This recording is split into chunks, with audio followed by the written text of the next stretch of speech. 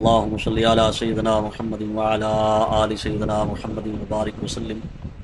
حکیم الامت رحمۃ اللہ علیہ نے ایک واقعہ لکھا ہے کہ ایک شہر میں ایک یہودی بیمار تھا اور ایک مسلمان۔ چنانچہ یہودی کی آخری خواہش یہ تھی کہ میں مچھلی کھاؤں، اور مسلمان کی آخری خواہش یہ تھی کہ میں زیتون کا تیل استعمال کروں۔ تو پروردگار عالم نے دو فرشتوں کو بھیجا کہ جاؤ، یہ ایک فرشتے کو بھیجا کہ جاؤ، یہودی کی دل کر رہا ہے مچھلی کھانے کو، اس کے گھر کے تالاب میں مچھلی پہنچا دو تاکہ وہاں سے نکالے اور وہ کھا لے۔ اور ایک فرشتے کو بھیجا جاؤ، مسلمان کی الماری میں زیتون کا تیل پڑا ہے، اس کو نکالو اور ضائع کر دو۔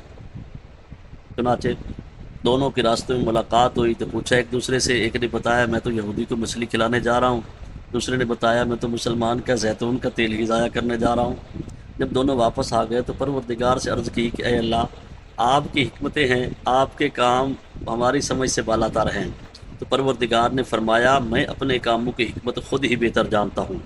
تو فرشتوں نے عرض کی کہ اے اللہ، وہ آپ کی ماننے والا تھا تو آپ نے اس کا تیل بھی ضائع کروا دیا، جو آپ کی نہیں مانتے تو اس کے لیے مچھلی کا انتظام فرما دیا۔ تو پروردگار عالم نے ارشاد فرمایا سنو، بات دراصل یہ ہے کہ مسلمان تو نیکیاں کرتے ہی ہیں، بعض اوقات دنیا کے اندر رہتے ہوئے کافر بھی نیکیاں کرتے ہیں، کسی کو صدقہ دے دیا، خیرات کر دیا، کوئی اور اچھا کام کر دیا۔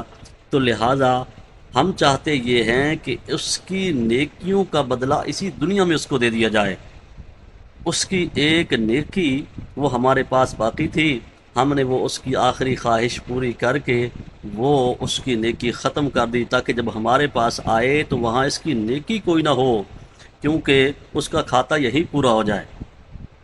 اور جب مسلمان تھا تو اس کے دل کر رہا تھا زیتون کا تیل استعمال کرنے کو، تو اس کا ایک گناہ باقی تھا۔ تو مسلمان کے بارے میں ہم کوشش یہ کرتے ہیں کہ اس کے گناہوں کو دنیا کے اندر مٹا کے ہی اسے جنت میں اندر پہنچا دیں، لہذا اس کے ذمے ایک گناہ باقی تھا، اس کی زیتون کے تیل کو جو استعمال کرنے کو دل کر رہا تھا وہ ضائع کر کے فرمایا اس کے گناہ کو مٹا دیا۔ یہ ہے ہماری حکمت۔ تو پروردگار کے ہر کام میں کوئی نہ کوئی حکمت پوشیدہ ہوتی ہے، ہمیں چاہیے کہ ہم پروردگار کی رضا پہ راضی رہیں، چاہے سمجھ آئے یا نہ آئے، میرا پروردگار بہتر جانتا ہے کہ اس میں کیا حکمت ہے۔ تو اس لیے نبی علیہ السلام نے ارشاد فرمایا کہ دنیا یہ کافر کے لیے جنت ہے، تو جنت میں من چاہی زندگی، جیسا انہوں نے چاہا، جیسا کافر چاہتا ہے میرا پروردگار اس کی ساری پوری کر دیتا ہے۔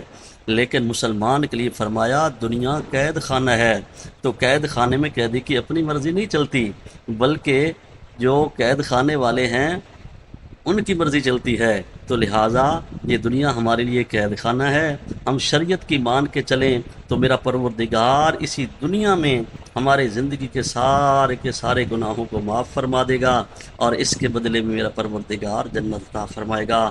میرا پروردگار ہمیں اپنی رضا پر راضی رہنے کی توفیق عطا فرمائے۔ وآخر دعوانا ان الحمد للہ رب العالمین۔